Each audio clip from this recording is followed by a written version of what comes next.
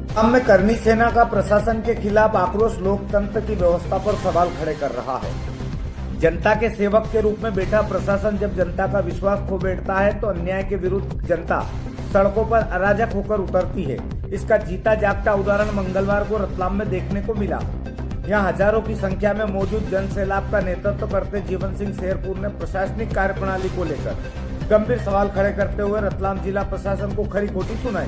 दरअसल पूरा मामला रतलाम जिले में हो रहे अनैतिक देह व्यापार, कंजरों के झुंड द्वारा की जाने वाली चोरी लूट जैसी घटनाओं सहित खनिज विभाग और प्रशासनिक लचर कार्रवाई के विरोध में करनी सेना के जीवन सिंह शेरपुर के साथ हजारों की संख्या में ग्रामीण मंगलवार को जनसुनवाई में पहुंचे थे। इस दौरान उन्हें जावरा से लेकर रतलाम तक रोकने के प्रयास हुए, बावजूद तमाम प्रयासों पर पानी फेरते हुए रतलाम कलेक्टर पहुंचे और यहां पर उन्होंने मीडिया के सामने अपनी बात रखी और प्रशासनिक कार्यप्रणाली पर गंभीर सवाल खड़े किए।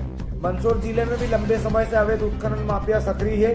क्रेशर माफियाओं का तांडव बरकरार है, जहां राजस्व खनिज संपदा की चोरी के साथ साथ मंदसौर जिले की सड़कों को ध्वस्त करने सहित प्राकृतिक धरोहरों, पर्यावरण को नष्ट करने का काम जोरों पर किया जा रहा है।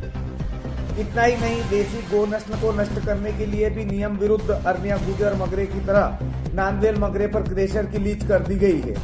ग्रामीणों में धीरे धीरे अव्यवस्था के खिलाफ आक्रोश बढ़ता जा रहा है। यदि समय रहते लालाखेड़ा, कटलार, भंडारिया, एलची, अरनिया मगरे सहित पलवई और नांदवेल मगरे पर होने वाली अवैध गतिविधियों पर अंकुश नहीं लगाया गया तो संभवतः रतलाम जैसा नजारा मंदसौर में देखने को मिल सकता है।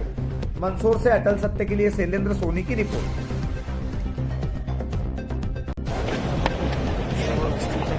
बंदी हुआ है, दारू के ठेकेदार खुले में दारू देते हैं, वेश्यावृत्ति खुले में हो, इस मुद्दों को लेकर तो आए हैं। जैसे खुले में वेश्यावृत्ति हो रही है, हमारे पास वीडियो फुटेज है और आपका कोई कर्मचारी अधिकारी हो तो ढोड़ा चुकी फोन लगाओ और उनको बोलो कितनी जगह वेश्या धंधा कर रही।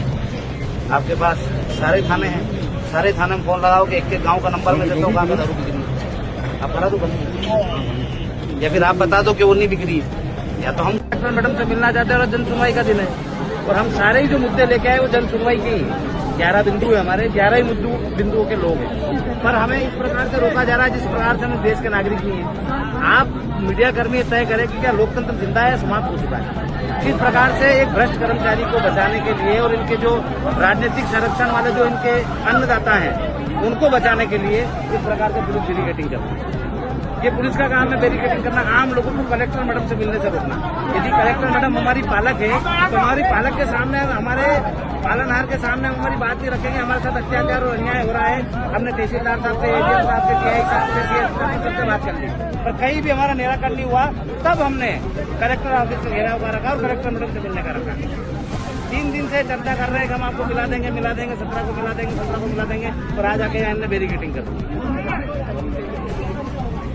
अभी तो यही बैठे हैं भैया, हम तो चाह रहे हैं कि हमारा निराकरण हो जाए, चले जाए। कोई आश्वासन नहीं, बैरिकेडिंग वगैरह की हमें चाहते हैं कि ये खुद ही कोई उपद्रव कराए और हमारे ऊपर डाले। आप वो महिलाएं वहां से जाने का प्रयास करी पर पुलिस जो पुलिस है, पुलिस कर्मी वो महिलाओं को रोक रहा है, तो महिला कर्मी भैया क्या नाटक कर रहे हैं यार।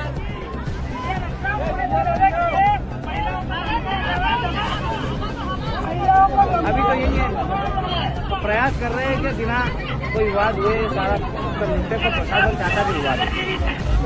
प्रशासन चाहता ही नहीं है कि बिना किसी घर्षण के न्याय, क्योंकि इसमें मेरी बात समझना, माइनिंग के जो अधिकारी भ्रष्ट है, आप सब जानते हैं। आप जहाँ तक मेरा अंदाज है सभी लोकल के ही हैं। क्या हर गांव शहर में अवैध दारू बिक्री दुकान के पीछे लेते पुलिस ठेकेदार पर भी ठेकेदार रहता है, तो वो क्या हुआ, तो वो महिला तो वो पुलिस पैसा बंदी लेके उसके प्रतिबंध नहीं कर पाएंगे, उसके दायरे में नहीं जाएंगे। अच्छा एक बात बताओ, जिसकी तनख्वाह 25,000 है, जिसकी 35,000 है, उसके पास कार कितने की मालूम आपको? 30 लाख, 25 लाख, 20 लाख। उसका बंगला बना हुआ है घर में, बट उसके बच्चे की फीस से 5 लाख महीने। तो ऐसे सारे इनकी जांच नहीं होनी चाहिए। तो कलेक्टर मैडम और एसपी साहब को खुद ही करना चाहिए, पर वो कहीं ना कहीं इनके साथ संलिप्त है। एएनसी बात भी कराता है ना साहब, कलेक्टर मैडम देते नहीं देते नहीं पता, पर कलेक्टर कार्यालय के नाम पर और हम वो प्रश्न पूछ रहे हैं, इसलिए हम उनके लिए आतंकवादी और अपराधी हैं। छोटे छोटे बच्चे हैं, उनको फिक्र नहीं है। यदि ईमानदार होते हैं और उनके ऊपर दाग नहीं होता तो बेदाग आके मिलते हैं हमसे, बात करते और हमारे सवालों का जवाब देते। 14 साल की बच्ची 2 महीने से गायब है, आप और हमारी बच्ची गायब हो जाए, हमारी हालत क्या हो जाएगी? गरीब है, इसलिए उसका कोई सुनने वाला नहीं, उसकी बात हम उठा रहे हैं। तो कलेक्टर मैडम को थोड़ी शर्म होनी चाहिए, वो भी तो महिला है। एक बच्ची 2 महीने से गायब है, उसके माँ बाप के पास नहीं है, 14 साल से कम उम्र की, क्या हो रहा होगा उसके साथ रोज? उसका जवाबदार कौन है? और इतनी निकम्मी होगी क्या पुलिस? अफीम लोड़ा पकड़ रही है, छोड़ रही है, केस बना रही है, तोड़ भी कर रही है। एमडी पकड़ रही है, तोड़ भी कर रही है। क्यों? वो तो केस बनाने की चीज है, तोड़ करने की है।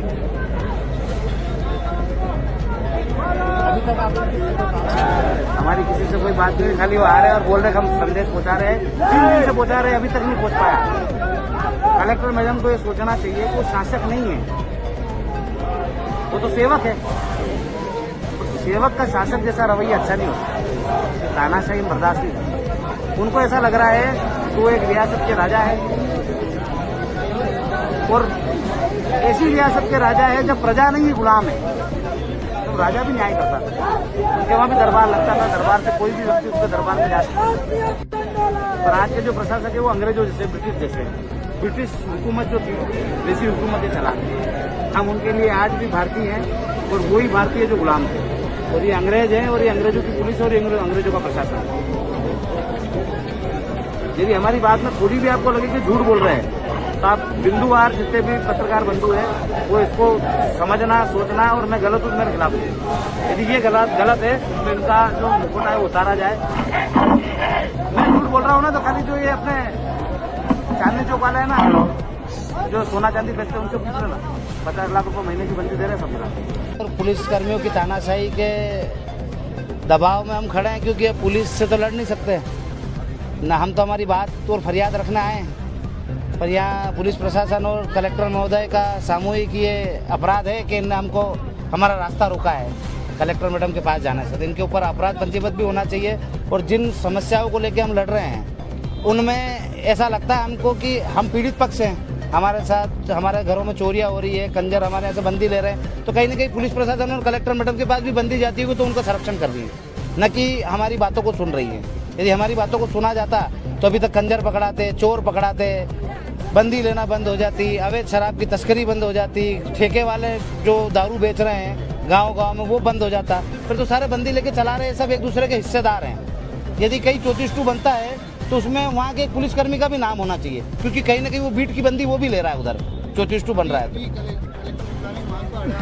तो कलेक्टर मैडम को बुला थोड़ी रहे, हम तो बोल रहे हैं कि हमारा रास्ता आपने बेवजह रोका है, तो इस रास्ते को आप खोल दो ताकि हम कलेक्टर मैडम को जनसुनवाई में जाके मिल सकें। आगे नहीं जाने दिया जाए तो क्या रूप? अब सर हम तो अभी यहाँ खड़े हैं, आगे की रूपरेखा तो भगवान तय करेगा। जैसे ये हमको यहाँ आने से रोक रहे, हम नेताओं को और इनके अधिकारियों को, इनके कर्मचारियों को गाँव में आने से रोकेंगे, क्योंकि जब हमें घूमने का अधिकार नहीं है तो ये हमारे मतलब ऐसा ये थोड़ी कि ब्रिटिश सरकार है, अंग्रेजों की हुकूमत है और हम गुलाम हैं।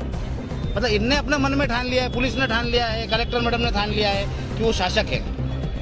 अब वो भूल गए कि वो सेवक है। सेवक जनता की बात को सुनता है।